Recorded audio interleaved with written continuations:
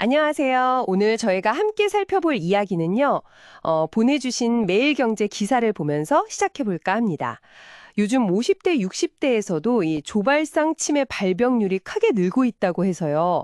특히 전두 측두엽 치매에 대해서 좀 깊이 들어가 보려고 해요. 네, 이게 생각보다 젊은 나이에 오는데, 기억력 문제보다는 다른 증상 때문에 이게 치매인지 잘 모르는 경우가 많다고 하죠. 맞아요. 그래서 오늘은 이 시간을 통해서 이 전두 측두엽 치매는 대체 어떤 증상이 특징이고 또 왜 이렇게 알아차리기가 어려운 건지 우리가 뭘 좀 주의 깊게 봐야 할지 이런 것들을 좀 명확하게 짚어보겠습니다. 우선 이 조발성 치매가 얼마나 늘었는지 그 현황부터 좀 봐야 할 것 같은데요. 기사 통계를 보니까 정말 놀랍더라고요. 네, 그렇죠. 65세 미만 환자 수가요. 2009년에는 한 17,000명 정도였는데 2019년에는 6만 3천 명이 넘었다는 거예요. 10년 만에 거의 3.6배. 네, 3.6배요. 엄청난 증가세죠. 정말 충격적인 숫자인데 이게 그만큼 예상치 못한 어려움을 겪는 분들이 많아졌다는 뜻이겠죠? 네, 맞습니다. 그런데 더 안타까운 건 이게 흔히 하는 그런 기억력 저하 증상이랑은 좀 다르다는 거예요. 아, 네, 뭐 우울감이라든지 성격 변화라든지 이런 비전형적인 모습으로 시작되니까 이게 치매일 거라고 의심하기가 참 어려운 거죠. 조기 발견이 그래서 쉽지 않고요. 그중에서도 기사에서 주목한 게 바로 전두측도엽 치매인데요. 이건 좀 더 구체적으로 어떤 건가요? 네, 이건 주로 이제 45세에서 한 60세 사이 비교적 젊은 나이에 발병하는 경향이 있고요. 전체 치매에서는 약 5% 정도를 차지합니다. 5%면 적은 건 아니네요. 네, 무시할 순 없죠. 이름 그대로 우리 뇌의 앞부분, 그러니까 전두엽하고 옆쪽의 측두엽 계명이 서서히 떨어지는 병이에요. 전두엽은 보통 판단력, 성격, 언어 표현 같은 걸 담당하고 측두엽은 기억이나 언어 이해에 중요하거든요. 이 부분들이 망가지는 거죠. 아, 그렇군요. 그리고 또 하나 좀 주목할 점은 환자의 한 20%에서 많게는 40%까지 가족력이 발견된다는 점입니다. 유전적인 요인도 있다는 거죠. 아, 가족력까지. 그럼 더 신경 써야겠네요. 그럼 이 전두측도 협침의 구체적인 증상은 어떤 식으로 나타나나요? 기사에서는 기억력 문제보다는 성격이나 행동 변화가 훨씬 눈에 띈다고 강조하던데요. 네, 정확합니다. 그게 가장 큰 특징이에요. 그래서 주변 사람들이 보기에는 저 사람이 옛날하고 완전 달라졌는데? 이렇게 느끼는 경우가 많다는 거죠. 다른 사람 같다는 느낌이군요. 네.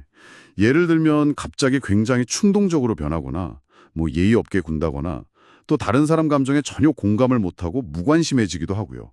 심하면 사회적으로 부적절한 말이나 행동도 서슴지 않게 되고요. 아니면 특정 물건을 계속 모은다든지 어떤 행동을 반복하는 그런 강박적인 모습도 보일 수 있습니다. 와, 정말 성격이 변하는 거네요. 그렇죠. 이런 변화가 워낙 뚜렷하다 보니까 이게 치매 증상이라고 생각하기보다는 그냥 성격이 이상해졌다. 아니면 스트레스 때문인가?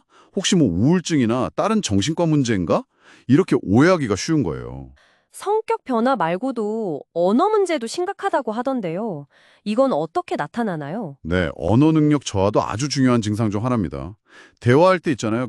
적절한 단어가 딱 안 떠오르는 거예요. 그래서 머뭇거리거나 말을 더듬기도 하고요. 아, 단어 찾기가 어렵군요. 네, 그리고 상대방이 하는 말을 잘 이해하지 못하는 경우도 생깁니다.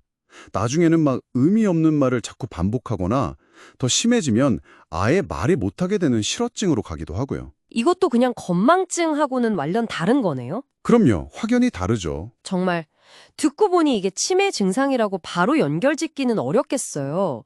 그래서 기사에서도 이런 성격이나 행동, 언어의 갑작스런 변화가 보이면 PAT-CT 같은 뇌 영상 검사를 받아보라고 권하는 거군요. 네, 맞습니다.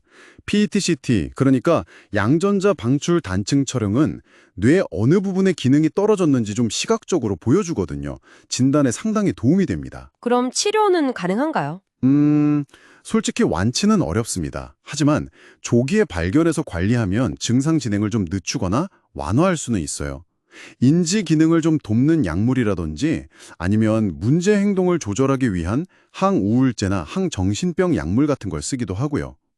또 약물 말고도 인지 훈련이나 언어 치료 같은 비약물적 치료를 같이 하는 게 현재로서는 최선의 관리 방법이라고 할 수 있겠습니다. 네, 오늘 이야기를 좀 정리해보면요. 특히 비교적 젊은 나이에 시작될 수 있는 치매, 그중에서도 전두축두엽 치매는 우리가 흔히 생각하는 기억력 문제보다는 성격 변화나 언어 문제 같은 좀 다른 모습으로 나타날 수 있다는 점이 굉장히 중요한 것 같습니다. 청취자 여러분께 이 정보가 왜 중요하냐면 바로 이런 예상치 못한 증상들을 알아차리는 것 자체가 조기 발견, 그리고 또 적절한 대처의 첫걸음이 될 수 있기 때문이겠죠. 그렇죠.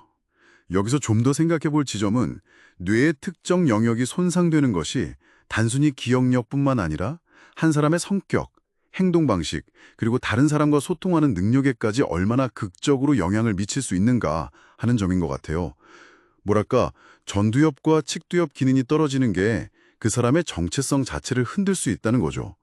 이게 우리가 기억력 외에 미묘한 변화들에도 주의를 기울여야 하는 이유를 아주 명확하게 보여주는 것 같습니다. 마지막으로 이런 질문을 한번 던져보고 싶네요.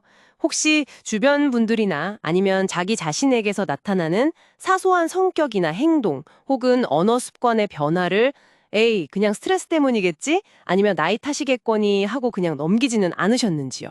오늘 저희가 나눈 이야기가 이런 변화들을 조금 더 주의 깊게 돌아보는 그런 계기가 되었으면 좋겠습니다.